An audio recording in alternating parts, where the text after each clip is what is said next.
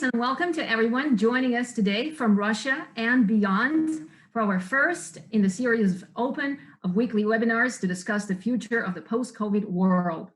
Well, these series are launched by the Higher School of Economics, Graduate School of Business, and together with the faculty members and students, we will touch upon the topics that concern us the most, the challenges that we're all facing as humanity, how businesses are adjusting to the new normal, as we now call it, we now call our new reality, what importance we attach to sustainability, digital economy, our well-being, and many more.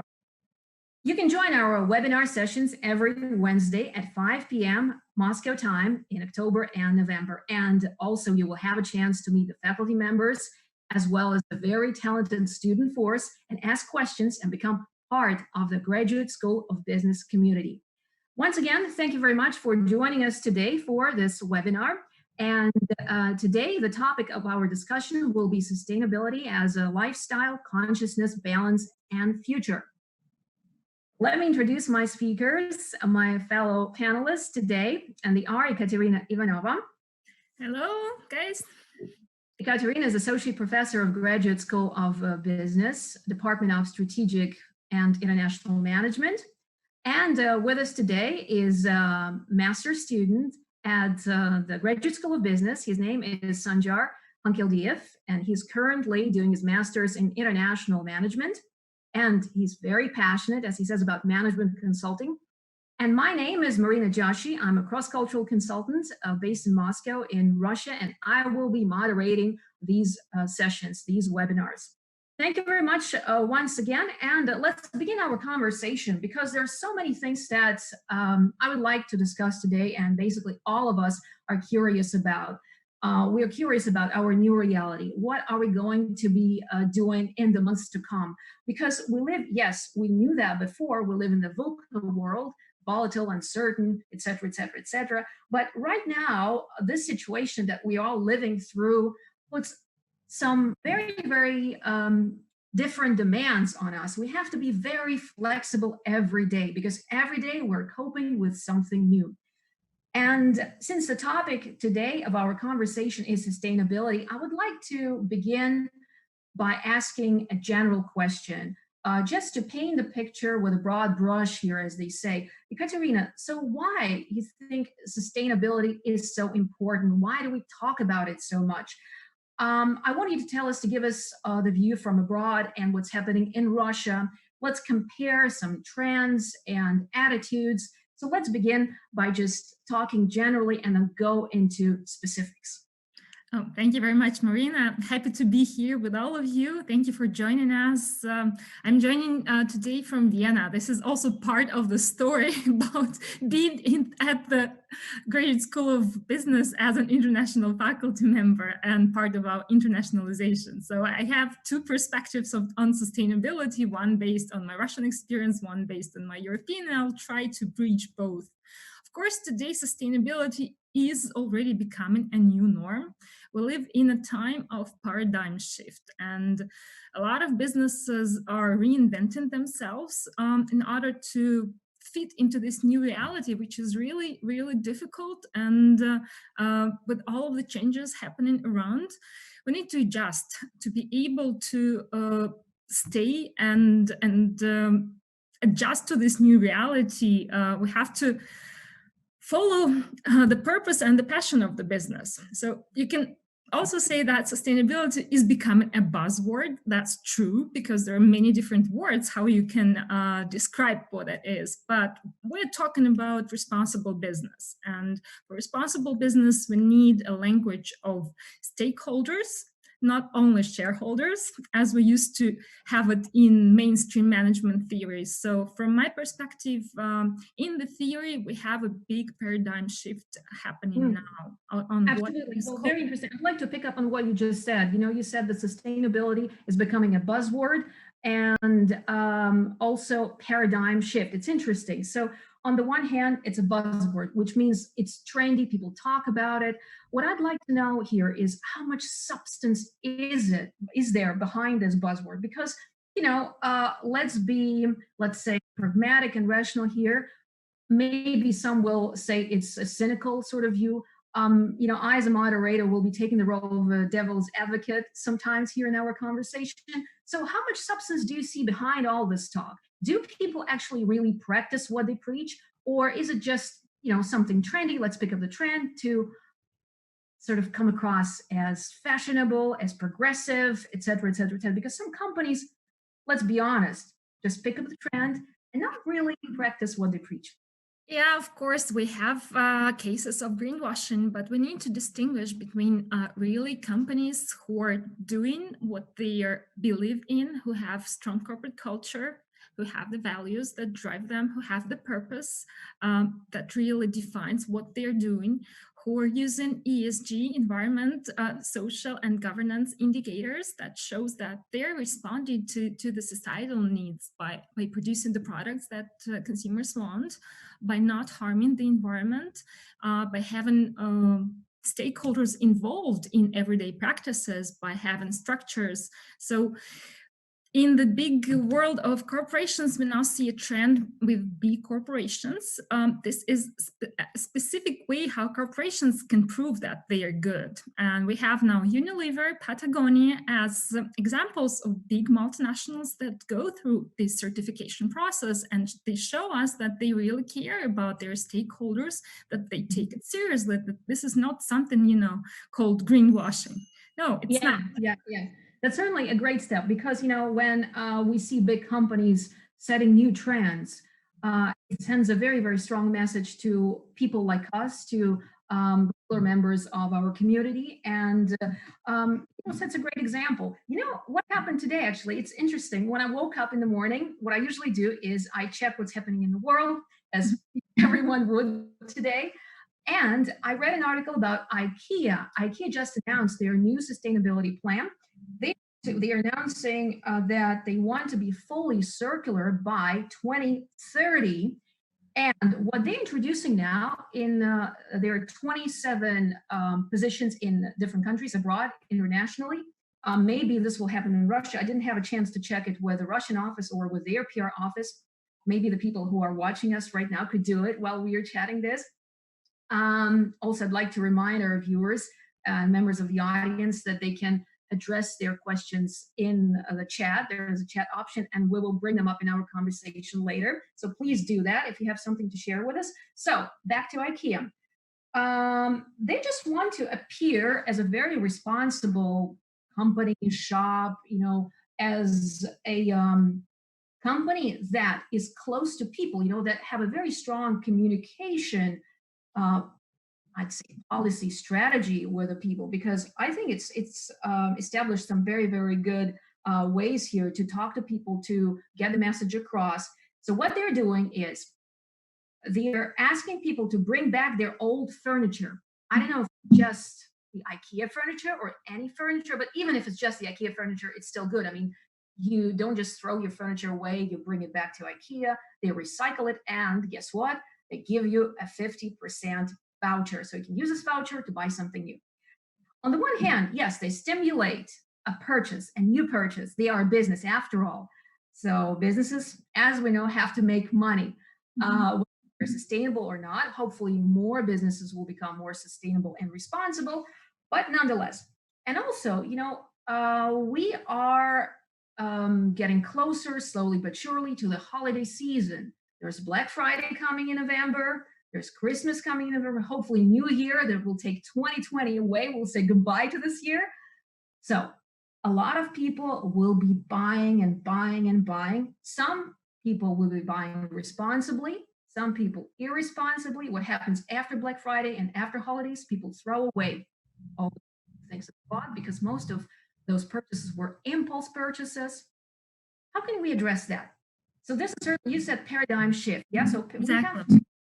So we're moving now to kind of a reformed version of capitalism, where companies are moving from linear thinking to circular thinking. And IKEA is one of the examples of companies, big multinationals, that is pioneering this way.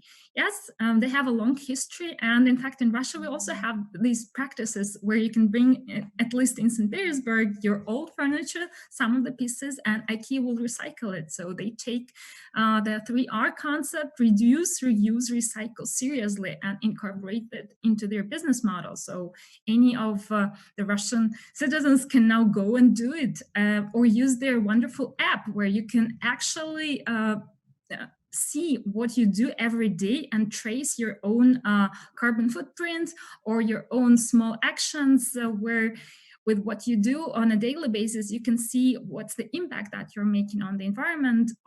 And by these small actions, you're also contributing to this big change. And of course, by a consumer, to be conscious, you really need to look after what you do, what you buy, and sometimes tell yourself, no, I don't need it. That's it. It's very difficult to resist because we live in a consumer society and it takes a lot of efforts not to buy. It's easier. Absolutely.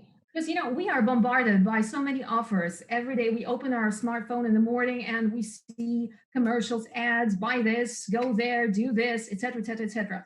But, things are changing, although a bit slowly, but it's good that they are moving. They are moving in the right direction. I'd like now to turn to Sanjar here because he represents the younger generation, the generation of students, the talented student force at the Higher School of Economics, Graduate School of Business.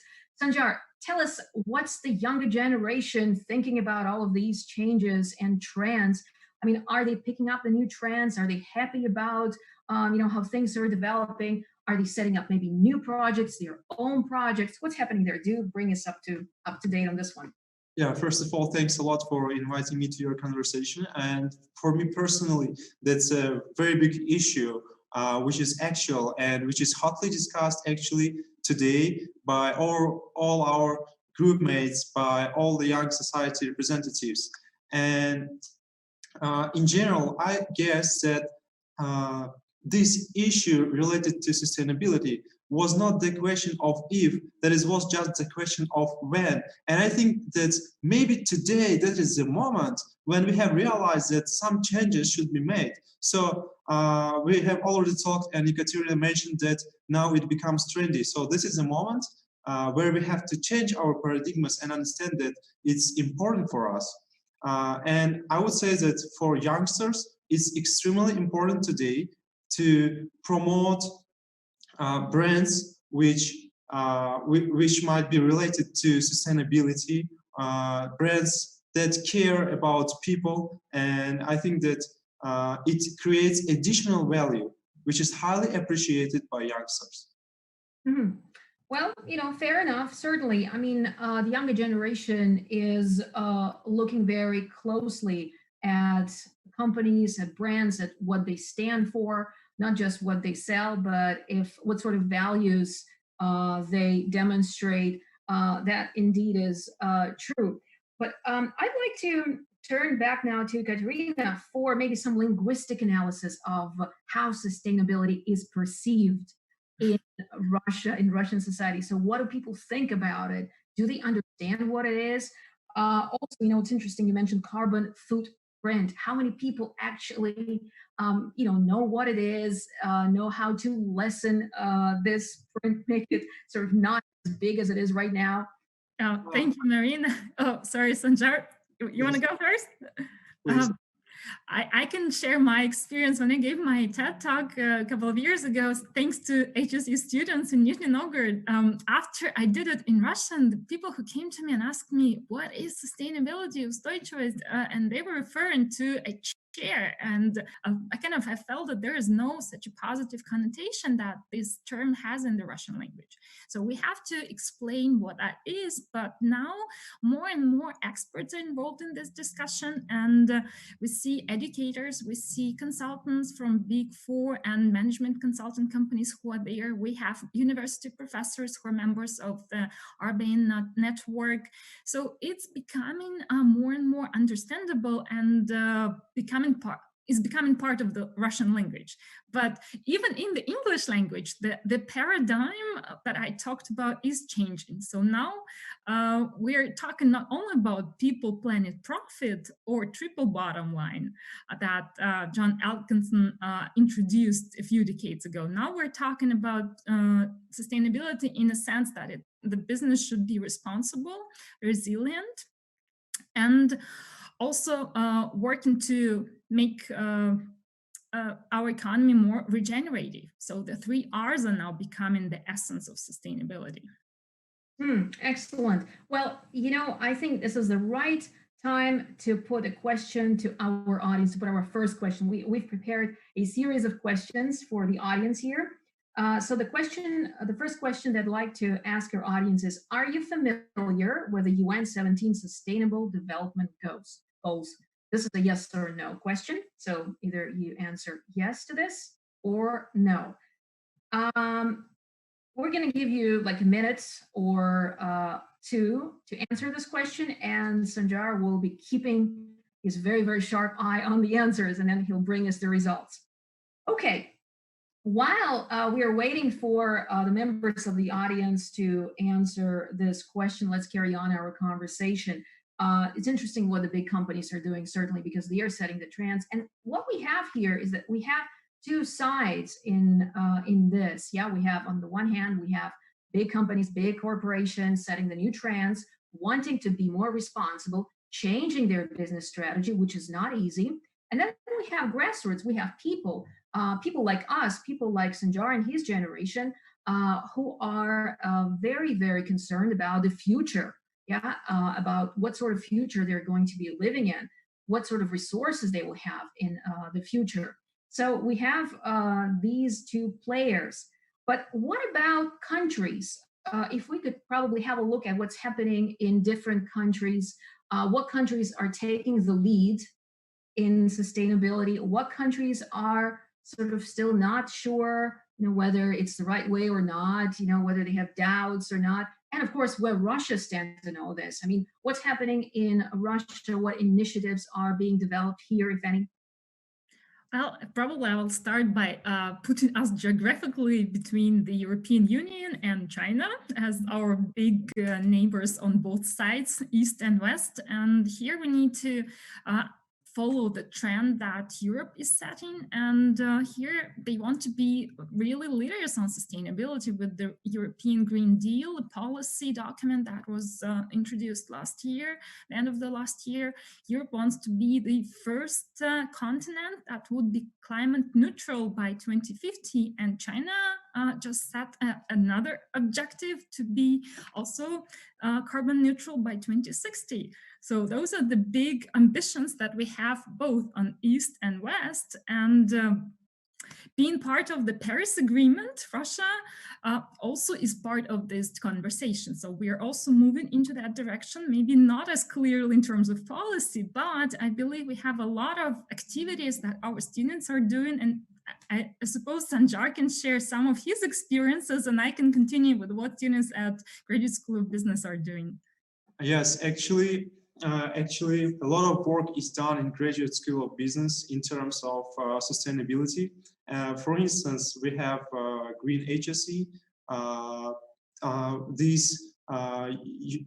These are people who are helping HSE to become more sustainable. So they are responsible for paper cycling, for cycling of other different plastic products now, for instance. And moreover, we have representatives even in the dormitories who care about utilizing products that are not needed by students anymore. So we can conclude that in general, HSC students, they take care a lot. And moreover, I would like to add here now that not only HSC students, but also our audience today is also acquainted with sustainability. We can see the results now that approximately 71% of voters today, they're acquainted with the sustainability program. Wow, this is Yeah. a great result. You know, it's much better that similar service shows when my Austrian colleagues do the same. And yeah, I'm really proud that we have a very advanced audience with us. So we don't need to explain what is Agenda 2030 and which global challenges the planet is faces now with this great agenda that all countries have to do together to fight all of the social, environmental, and economic problems that we have. Absolutely. Well, certainly a great trend, and it's good to know that a lot of people are familiar with these concepts. Let's see what's happening with our questions and the answers to the question. What are the latest figures that we've got there, Sanjar? Do you have this? Yeah. So as I said before, 70% of people voted as yes, and only 30% voted as no. Okay, 70-30. We have this ratio there. Very cool, actually. It's good. It shows that we can positively look into the future of sustainability and talk about sustainability projects here and their development. Well, while we continue our conversation here, I want to put the second question to our audience. We're keeping them busy today. The second question will be, what do you think about climate change? Is it science fiction or is it scientifically proven fact? So think about it, give us your thoughts on this one, and we will discuss climate change with Katerina and Sanjar right now. What do you guys think? I mean, well, yes, I think generally people tend to think this is something far away that we don't really know how to take care of unless we start to realize that we are also making an impact and contributing to this. And as I mentioned before, the first thing that you can do, you can measure your own carbon footprint. And for that, you just Google it and take any calculator. They're available online and see what you're doing by traveling, by eating meat, for instance, or by buying clothing, which is fast fashion and not the slow fashion. That would be some of fast fashion and slow fashion. Can you explain a bit? Yes, the fast fashion if you go to H&M or Zara and you buy a t-shirt which costs like €5 per t-shirt, and then you probably think that, okay, it's cheap, but I buy it. But then if you realize that people who work in the global south, they are the ones who produce it, and the way they are being paid, it's just nothing in comparison to what workers deserve today in terms of their dignity and the way they should be handled. And in this case, when you realize the consequences of your consumption with fast fashion, that's not a very sustainable way of living. So that might give you an idea how you can change your daily habits and start to look for brands which are sustainable and which produce not these kind of inexpensive stuff that you think you buy without thinking. So the assumptions are not there, or you just do it automatically. And this automatic behavior is something that I'm at least trying to change with my students when they take the courses that I teach at HSE. Well, it's true that we have to constantly look at ourselves, look at what we're doing, being mindful, being conscious, being aware of what we're doing, what we are saying, how we're using things. But then again, since one of the words in the topic of our conversation is balance, how do we strike the right balance? I mean, can we limit our activities to the extent that is it possible to not leave a carbon footprint? I mean, so many things that we do every day and we take for granted. And when you, for example, as you said, Katerina, go to Google and see how you actually, what you do, how much of a carbon footprint you leave. And then if you try to, okay, some of the things are reasonable. They're possible to do. For example, you shift from like plastic bags to paper bags and et cetera, et cetera, et cetera. But some of the things are like, oh my God, am I ready to give up my car, for instance? Am I ready to take public transportation or bike when I go to home? Because I think this is the daily things that we do. And yes. of my friends, they always said no. And same with me. I'm not using a car. I'm happy to use public transportation in Moscow, Vienna, wherever. Me too. But then again, that brings another question, the question of infrastructure. Do we have the right infrastructure for all these activities? Because if you want to take a bike back home, you have to have bicycle lanes. It has to be safe. Let's put it that way. Exactly. That's why the whole topic, Marine, the whole topic of sustainability is always a matter of the golden triangle. So the government, the business, and the civil society, we need all three parties to be involved in that. And infrastructure, normally this is what governments are creating. Yes, like air that we breathe, this is something that there should be regulation for that. Yes, the drinking water that we all drink, it should not be a demand which is created by produced water. At least the tap water should be of quality that people would be able to drink it and not pay extra for that. Yeah, air and water and some other natural resources that people should, have the right to and have these resources of high quality. But look, we have the question of economy here. Some of the developed countries are setting the new trends, sustainability trends. I mean, it's all coming from the West because, looking at management theories, the Maslow hierarchy of needs, when we reach the top, we think about things like sustainability, think about renewable energy, recycling, et cetera, et cetera, et cetera. But the poor countries, the developing countries, are they happy to take these trends? Because, for example, let's take India. It's a great emerging market. The country that is developing very, very, very fast and using up its resources and, well, possibly leaving a very, very strong carbon footprint, looking at the air pollution, for example, in big cities like Delhi, like the New Delhi, the capital of India. And what's interesting, I mean, looking at the economic developments and growth, there were people in India that used bicycles and scooters, and those now who used bicycles, they're using scooters and cars. So the growing economy enabled these people to make this step up their, social ladder, economic ladder. And for them, it's a big development. It's a big shift forward. But this is not seen as such by the people from the West who talk about sustainability, who talk about using natural resources, who talk about actually giving up cars and switching from cars to bicycle, the reverse trend. Yeah, of course. But here we also have to talk about green energy and the switch where if people still use it, and that happens throughout Europe and in China as well, we want to move now to e-cars, so just powered by energy and not by the traditional oil or gas that you get at the tank station. So that's the transition that we are facing now with in the industry and in the city infrastructure.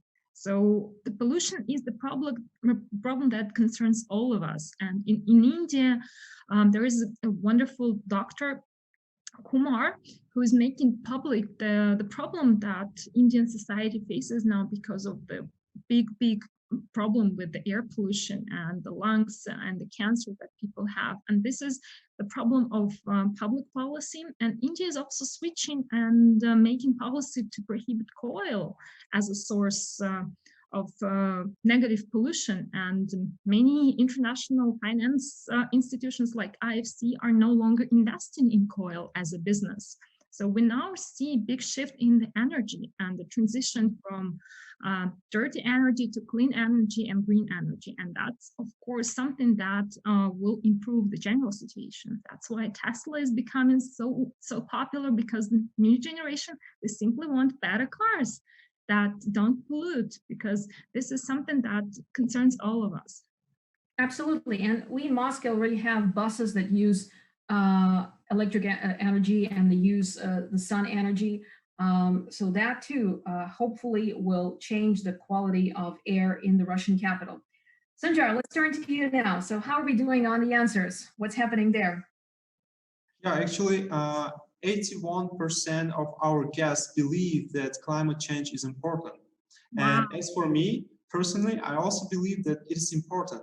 But I have a question to you, Katerina, like to what extent are we responsible for it? For instance, me as a householder, not as a representative of business, what kind of actions should I take? To what extent should I consider it as serious? Oh, thank you very much, Sanjar. First of all, I'm really happy again with the results of our poll. It just shows us that our audience is super informed about all of these dangers and risks that World Economic Forum this year identified as the biggest risk that humanity faces now. They are all ecological. And what you can do in your daily behavior, Sanjar, again, start with how much meat you have in your daily diet. Do you eat much of it? Or maybe you can, for some time, say no to meat and be more, extend the dishes that you eat. Don't go to fast food, cook at home. Look at how you treat resources. If you don't need electricity, switch off the power in some of the rooms where you work, or switch off your laptop, or be mindful about the public transportation or private transportation, and taking the airplanes, even though now we cannot really travel, but maybe taking a train would be a good alternative. Like, I think Russian railways are doing a great job by building the infrastructure and letting people discover the country. Like this summer, I was in Karelia at Ruskiala Park, and this is amazing initiative that the local entrepreneurs set up. The park, the recreation park, where people from all over neighboring parts of Russia are coming for weekend or maybe for 2 days by train and enjoy the nature, the beautiful place, and reconnect and bring themselves in balance. So I think that's the kind of the examples of we can do by staying local, by discovering the beauty of the nature, the culture, the traditions, reviving them. That's also part of the sustainable lifestyle, if you wish. It is indeed. I mean, they say every cloud has a silver lining. Yeah. We are, as you said, Ekaterina, rightly, that we cannot travel by plane right now. Our travel plans are a bit readjusted around the situation that we are sort of in, all of us. Yes, we are rediscovering new things. We are driving more maybe to other parts of the country. I actually have a lot of friends who travel across Russia by car, which is amazing. It's interesting how many regions and new places people discover because we live in a huge country and we take it for granted. So that's another thing. And as you rightly put it, a lot of us have discovered and rediscovered our own country these days. We travel by cars, by train. Well, again, traveling by car may not be as good as traveling by train. Yes, old habits die hard. Yes, it's difficult to change. It is. But I mean, if you take a lot of people with you, so, you know. Sharing. So the sharing economy, yes. Uber that will have Spotify, Airbnb, those are the new business models that we also see. And that's also a trend. Like if you take the concept of a library, right? And you can use it in everyday life. So many people now, they even don't buy clothing and take it or rent it, or you don't need to buy a bike in Moscow for 3 months. You can just simply rent it. And yeah, that's absolutely. So it's great that we have the supply and demand, you know, and new trends, new things that we can actually use and discover and create an offer. Let me show you something that I have prepared for you and for our audience that demonstrates that we can change our habits. Maybe not like right away, but little by little, step by step. So here I have with me a plastic bag, you know, one of these free plastic bags that are available in a lot of supermarkets right now. So you can take it, but a friend of mine who's very concerned about what we eat, how we eat, what we consume, you know, what we have, she gave me a bunch of reusable bags. So I started using these bags instead of plastic bags. They say, psychologists say, it takes 21 days to change your habits or to sort of start a new habit. During the lockdown, I started using these bags. It was difficult. Super. You're just a conscious consumer. But I have to be honest. I go back and forth to plastic, to this. When I forget this, I use plastic. So yeah, and I put lemons in this bag because I want to use the English expression that goes, when life gives you lemons, make lemonade. And also that there's a lot of vitamin C in it, which is very important to have these days. So yeah, we can all make lemonade out of the situation that we are in. As you said, we can sort of rediscover a lot of things. We can reinvent a lot of things. What have you got? I've got a bag. Yeah, this comes from Venice, but I just like the idea. This is the kind of bags that you can take. But I didn't want to talk about exactly this bag. I wanted to tell you about Avoska. This is something for our Russian audience that you all know. But we have fantastic social entrepreneur with the last name Rapoport, Evgeny Rapoport, and you can buy his Avoskas, which are also the bags that blind people make, and that was also a big thing that was that existed in the Soviet Union. And what he did, he revived this tradition. He brought Simachov as a designer, and now the Avoskas are made of all possible colors, and that's the way how to fight the plastic. So that would be one way to do it, and the other way is what Vkusville is doing. They also are supporting the culture of conscious consumption, and there at the store you can actually get these kinds of bags that you just showed to us, and they are also about buying local, buying this close to where you live, so being convenient. And that's the stories that inspire my students when I ask them, hey guys, what are the socially responsible and sustainable businesses in Russia? They would come up with these kinds of examples. Or Lavka, that's another one that revives culinary traditions and works with farmers from places not so far away. So that's the kind of the markets, the way we buy our daily food or groceries that we need. Yeah, it's interesting because with Avoska, I want to, I'm so impressed that I want to go back to this example. It's a Soviet style bag, like a net. It looks like that. And actually if I'm not mistaken, a lot of fashionable designers picked up on this trend and actually sell it for a lot of money. We talked about social entrepreneurship and social responsibility, but the designers are picking up the trend as well, saying that, look, it's important to be responsible, et cetera, et cetera, et cetera. So Avoska is also coming back to life, and the concept of it is recycled, so it's got a second life, circular economy, circular life of this bag. Coming back.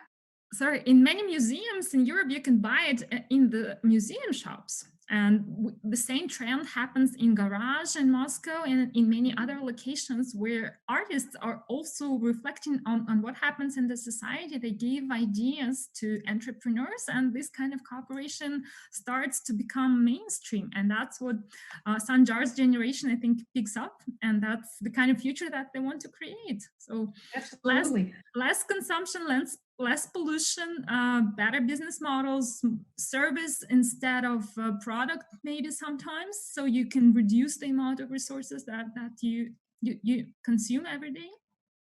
Yes, for the last 2 years, I have never bought this plastic pocket because I really understood that it's important for us. And I've seen that actually all the youngsters visiting the shops, they do the same today. And moreover, business also understand this. For instance, I usually go to some retail chain, which is located here in Moscow, and they have a bit higher prices on plastic pockets, so that it stimulates people to buy those which are not disposable. Sure. And that's certainly a great initiative. We're slowly changing our habits and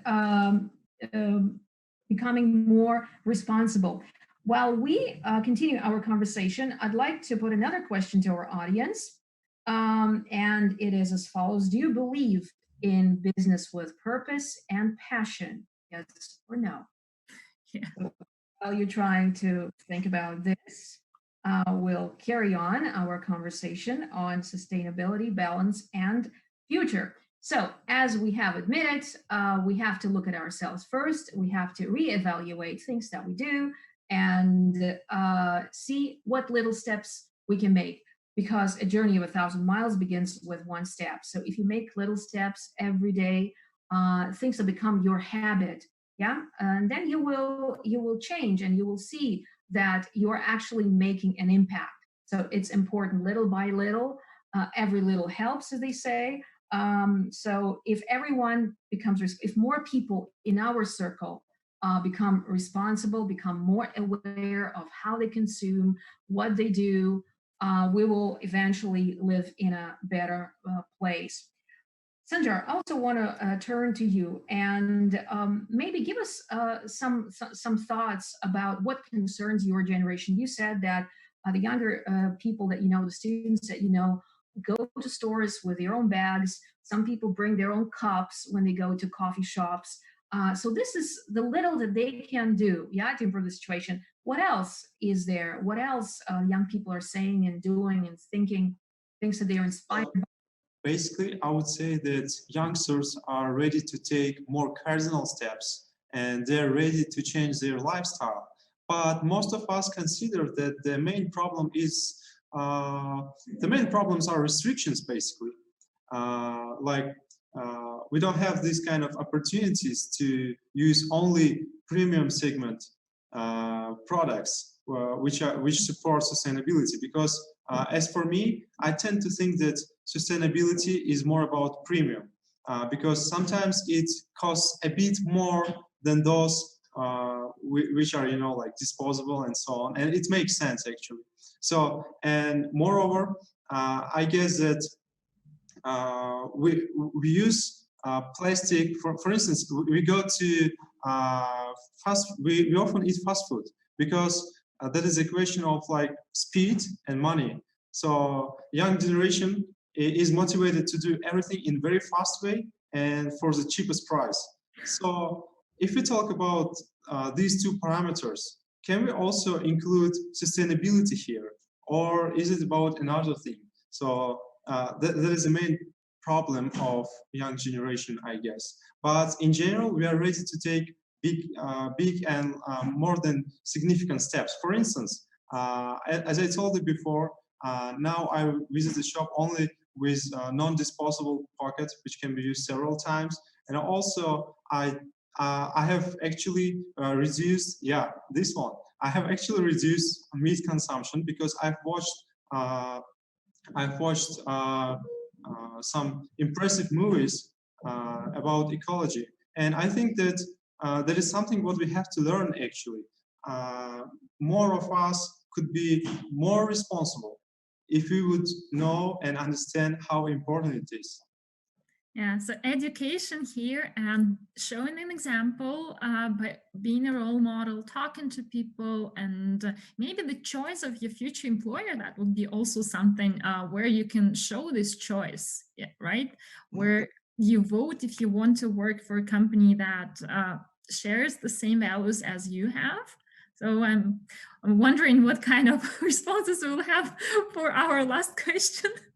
From our audience. Very good point. Very good point that you made, Katerina, because, you know, I've read about the cases where young people, young graduates refuse to work for an employer that doesn't share the modern values. Yeah. And for Generation X people, this is something unheard of because, you know, the older people are like, oh, what is this? What sort of attitude is that? How can you do this? But, you know, we are seeing a generation of young influencers, the people, the force that has to be taken into consideration, that has to be taken seriously. Yeah, and the younger generation has this influence on big companies because, you know, big giants, big companies will have to change eventually if they want to get that young talent to be among them, to be part of their workforce. So it's a very, very strong voice that is being heard more and more often these days. So let's see how we're doing on the answers. What sort of picture do we have there? So the question was, do you believe in business with purpose and passion? Yes or no? And so So do you believe in business with purpose and passion? We're still waiting for the answers here. We're still waiting. Okay. Yes. Audience, we have to say thank you to our audience. They have been very active. They have been very responsible, judging by the answers. Do we have, oh, wow, look at this. Yes. 100%. Wow. So this is the answer to our conversation.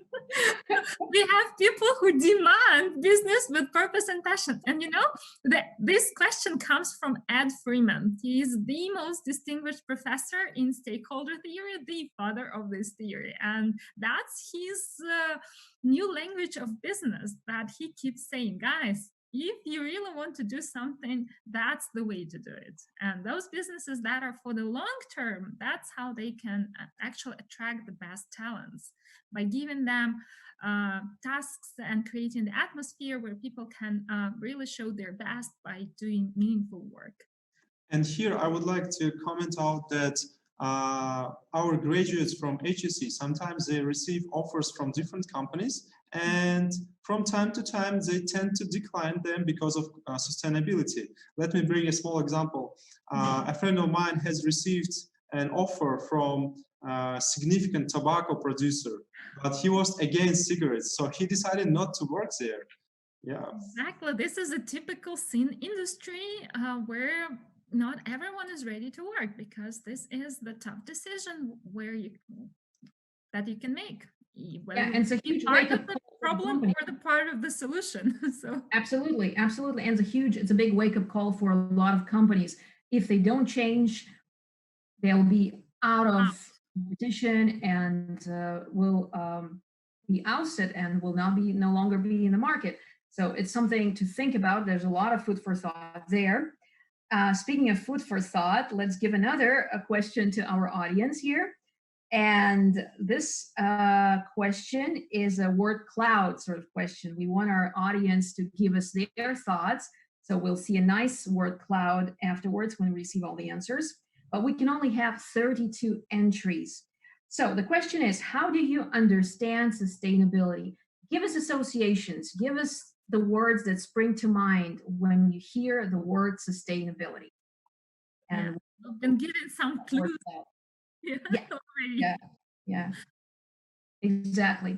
So we have that. Also, I just want to remind our viewers and listeners, whoever is watching and listening, wherever you are in the world, send us your questions, other questions that you would like to raise, that you would like Katerina and Sanjar to address. Also, maybe you can have, maybe you have a story to share with us, something that happened to you, something that you have done in your life, something that you have started thinking in a different way about, some habits that you are trying to develop. So do share that with us. It would be very, very interesting to know and share with a wider audience. So while we are collecting this information, while we are waiting for our audience, for our brilliant audience, we have a very, very grateful audience today who are very supportive, sending us their questions and being very participative. I want to talk about, since we have the word COVID in our in the topic, how that pandemic changes us, changes our habits, changes our well-being, our attitude towards things. You know, when it just started, when we were beginning to get closer to the lockdown stage, yeah, I started noticing that people all over the world behave in the same way, and in some ways they were united, in some ways they were not. So it's interesting to see how we as humanity went through different stages of it. I mean, it's obvious that this is going to be our reality for quite some time. So how do you, Ekaterina, as an expert, and you, Sanjar, as the representative of a young generation, see people think about it, you know, their attitude towards things? Let's go to Katerina first. And Katerina, you know, what sort of feelings do you have? How we as humanity change through, you know, as we go through these stages? Oh, thank you, Marina, for a wonderful question. I guess the one good thing about this pandemic is that we all have experienced it. So we all had this similar experience that all countries went through, even though it's a horrible disaster, and yeah, it will take us along to recover from it, and there will be serious consequences. But one thing that happened to all of us, I think we kind of started to reevaluate what is important in life, and that we are human beings, that we are social, that the human connection that matters so much. And even though that many of us are now working in the home office, and we have to teach online and use Zoom and MS Teams, so we kind of lack this human to human connection, but we are becoming more connected and connected to the nature as well. So I think many people have reconnected and found this connection to what is important. And that also gives us a hope that decision makers, the policy makers, will start to take sustainability seriously, and the businesses will be also working on solving these big global challenges that we are facing now. And that will be a big wake-up call for everyone to start thinking, okay, we only have one planet, and we need really to change, to make this paradigm shift and this transition as smooth as possible. So we have other businesses with resilient business models, and people who really want to find a common solution. Here we're talking about cooperation, and that's one thing that we are not really good at, just looking at how pandemic being addressed by different countries in their own way. So hopefully that's a very interesting thing, isn't it? I mean, just looking at how people react in many different countries. I mean, for me, someone who studies cultures, it was interesting to see different trends and differences. At one point, I thought people are not that different because they all reacted with panic and unreasonable buying. Remember, people started buying up food and toiletries and other things because that, that signaled panic. We were all in panic, no matter where we lived. So that to me showed that people are the same, regardless of the countries they live in, regardless of the culture, they act in the same way. But then things change slightly. I think people just calmed down and began to come to terms with the reality, began to accept this reality, and actually making lemonade out of the lemons that we were all thrown our way. And yes, a lot of people reorganize their businesses. We've seen the online trade surge, online services. Yeah, people started having webinars, and we are having this webinar now, kind of thanks to this situation. We're trying to look at the situation in a positive way so we can have this exchange. We can invite people to share their stories with us. And yes, as you rightly put it, because you're in a human connection went into the forefront here, became one of the things, one of the values that is really, really, really important. It just highlighted to us that there are things in life that are more important than consumerism, unreasonable consumption, and all the material things that we sort of surrounded ourselves with without kind of thinking. But the lockdown and this pandemic gave us a lot of food for thought, I think. And actually, when I think around March or April, I read a lot of articles where analysts were wondering, are these things here to stay? Like our new habits, will they stay? Or once things get back to normal, we will go back to our old selves, like saying, oh, yes, it's all over now. So I can go shopping, I can travel around the world, can fly around the world, et cetera, et cetera, et cetera. So, people that were deprived of so many things that they were used to doing. Yeah. What do you think? Will people go back to that, or will people sort of, be responsible than before? Will this pandemic teach them something? Will the lessons be learned? I hope, as a scientist, just looking back, and that people will start listen to science and all the warnings that the climate change specialists are telling us to take it seriously, and that we need to rethink many things. And for that, we need a new mindset, because for changes to happen, it all starts with the mindset. And I deeply believe that for us to wake up, we need to start with these changes in our heads. And once everyone realizes on his or her own, in his or her own life, then perhaps we have a better future, because that's what we want for our kids, for our families. We don't want to leave a legacy of disaster that happened because of our terrible lifestyles we had before. So as And for me, Sandra, what do you I would think? say that we have understood, due to pandemic, we have understood that our actions, they result into consequences, and that's why we should take responsibility, not only in terms of pandemic, but also in terms of sustainability as well. So I tend to believe that this situation would help us to derive some life important lessons. All right, and let's see how we are doing answer-wise. Are we getting a nice word cloud there? So I would say that we're still waiting for the results, and we have amazing questions. So at the end of this lecture, I hope that at the end of this workshop, we have like more than 3 very nice questions, and we're still waiting for more of them. I'll remind our audience of the question for somebody who may be just joining us here. How do you understand sustainability? Just give us your thoughts, your ideas. What is it for you?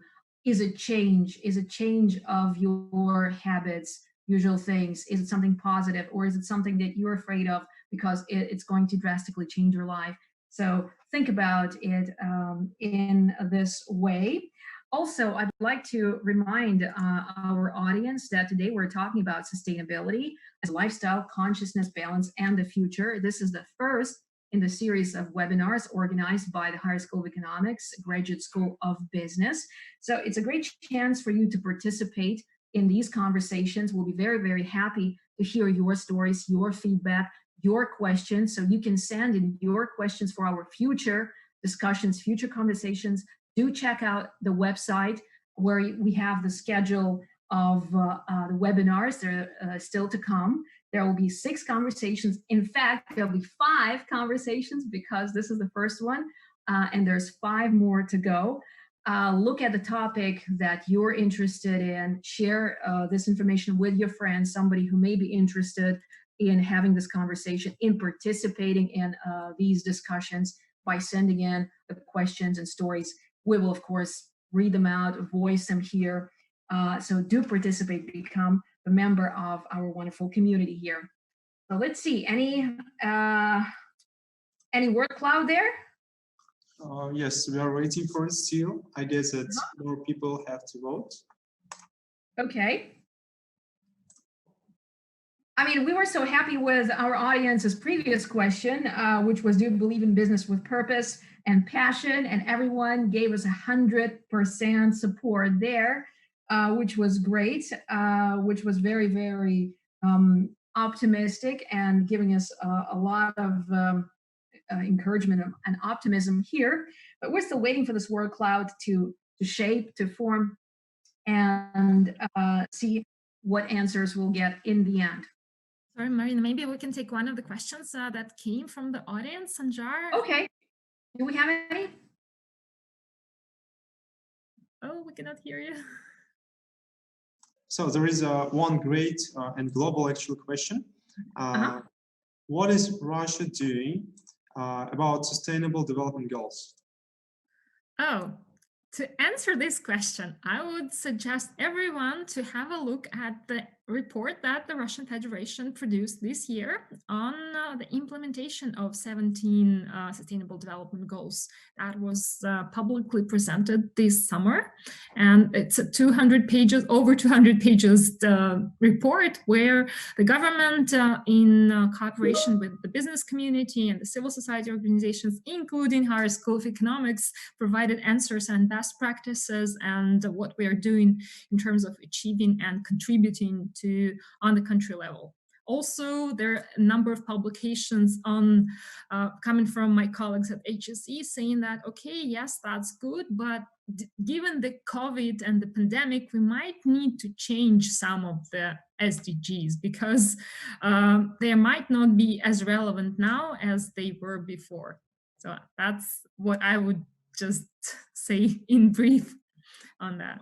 Yeah, and I guess that we'll have to read this report because even me, I haven't read it yet. But I still tend to listen to people. And one of the role models today is Greta Thunberg. We have a nice question from here. So do you think that Greta Thunberg is a good role model?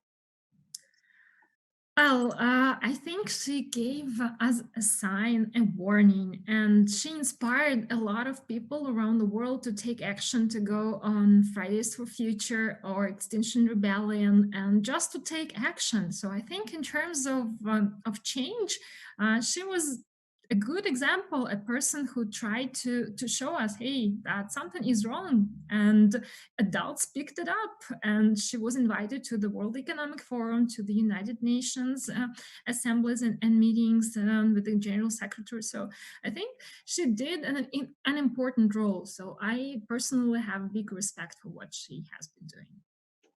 Yeah. What we need to do more is continuity. You know, when we talk about certain things that picked up by the media and the community, but we need to, again, keep doing things, not just talking about things openly and loudly, but doing every single day, step by step. Clouds, questions? When we go there, Sanjar, you're the man who has the key. Thanks. Yeah, thanks a lot. And let me ask one more question.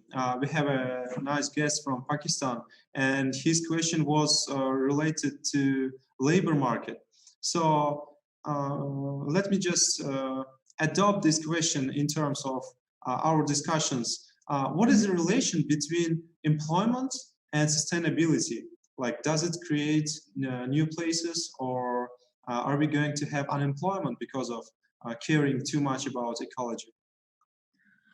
Well, thank you very much for this question. And since sustainability is a very complex concept, here it's about interconnectedness of different resources. And what we need to do is to find a balance. So in terms of bringing employment, of course, that's what for. We need entrepreneurs, we need big businesses to create job opportunities for people to get employed or self-employed. And for businesses to be sustainable, there should be certain models, which we already talked about, circular ones that will respect the environment and treat people with dignity and respect. So about responsible business, of course, it creates jobs that are attractive for people, for younger generations.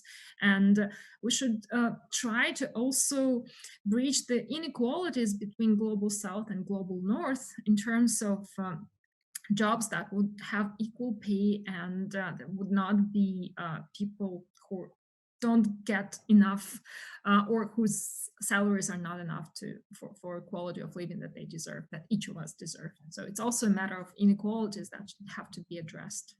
Yeah, thanks a lot. I think that there are many researchers on that topic which have to be made. And for the questions, we're still waiting for new ones, for interesting and challenging ones. And what about Marina? Well, let's see. I'm also keeping my eye on this air cloud, on the questions from the audience. Maybe we can move to the next one and actually ask our audience, members of the audience here in the chat that they have, to just write in their ideas, their suggestions. We've got one more question. This is the final question that we have for the audience, and it's, which actions are you ready to take to make our planet a better place? So here's a chance for you to share your stories with us in the chat. If you can, it would be great, and we'll read out some of the answers. And we'll then, after that, wrap up our wonderful, I think, discussion. While our audience is getting prepared for giving their answers, maybe we can share some stories what our students are doing at Graduate School of Business, because we have super active students who are organizing events, who are doing research. Like, I'm working with the super talented team of students who are involved in the Green Business Project, because we want our business school to also be sustainable. And that all starts by studying the best practices, by implementing them at home in our own business school, starting from recycling practices and green office and introduction of dialogue and cooperation opportunities with real business, and that would be one example. The other is the Sustainability Week that we are organizing in December with Maria Lubarska as head of this project. So this is something that HSE and Graduate School of Business is doing to introduce this concept, not only during the classes that students attend, because we have special classes on the topic, and we're trying to integrate it throughout all of the curricula that we teach at Harris School of Economics.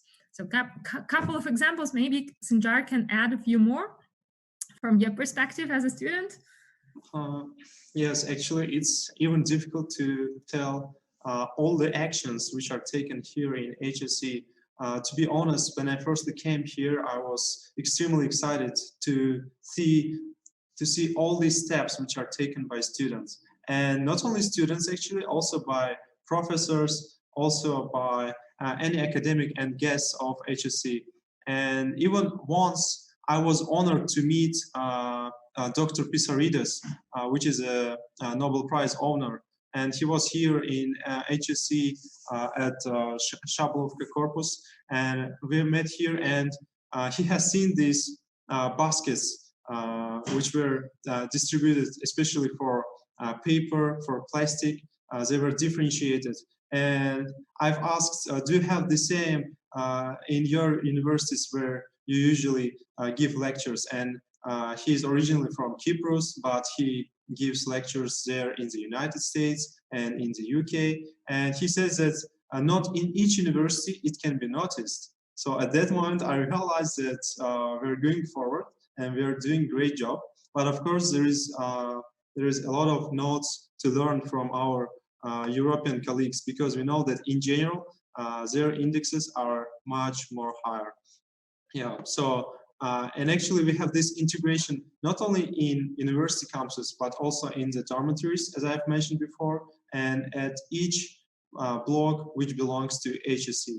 So, and I would like, so if you have listeners from Green HSE and from all parts of Green HSE, whatever, is it a dormitory or is it a corpus as a main block, I would express my greatest gratitude for their work, because it impresses. And we are trying to do our best to hold our sustainable work. Okay, we have a question from the member of the audience here. Actually, it's something connected to what I said earlier about the economic development of countries and sustainability. So the question is, do you think every country should take the same step towards sustainability, considering there's different levels of development, hence different resources available? Katerina? I don't think there is one recipe that fits all. Of course, there are conditions and legacies of path dependencies. So, of course, we need to adjust. But as informed people, as educated people, we need to know the best practices and to understand what happens globally. And in this sense, the Sustainable Development Goals, that gives us a certain framework where each country can contribute and should contribute. And of course, there will be different paths. But if we do it jointly as members of the Paris Agreement and by signing and reporting on progress on this international initiative and on SDGs, that's the way to go forward.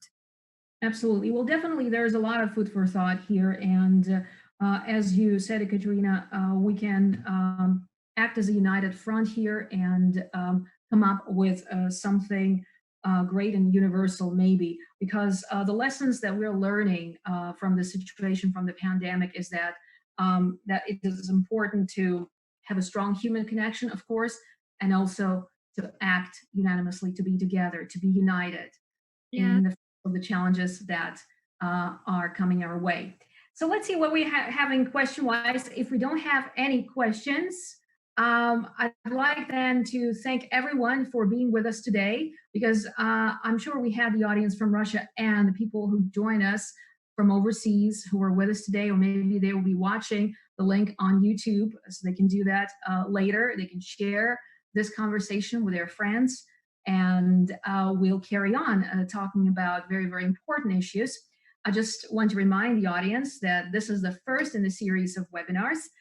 We'll be happy to see you next week, same time, same place, 5 p.m. Moscow time, for more talks on the issues that are very, very important for all of us: sustainability, mobility, well-being, digital economy, the pandemic, the new reality, the new normal, how we are adjusting, how people from different countries are adjusting. It's interesting to compare what's happening in one country with the practices in different countries. And of course, we share here our stories.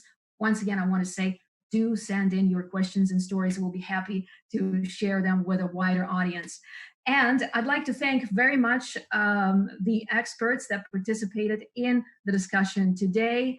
The wonderful Ekaterina Ivanova, who is Associate Professor of Graduate School of Business, Department of Strategic and International Management. Sanjar Hangeliev, who is doing his master's in international management. He was giving us his perspective, the perspective of a younger generation, of a lot of green initiatives that are being taken and developed by the Higher School of Economics and the School of Business specifically. So thank you very much, everyone, for being with us today. Our wonderful audience, they gave us a lot of support, great answers. Thank you all, and see you next week.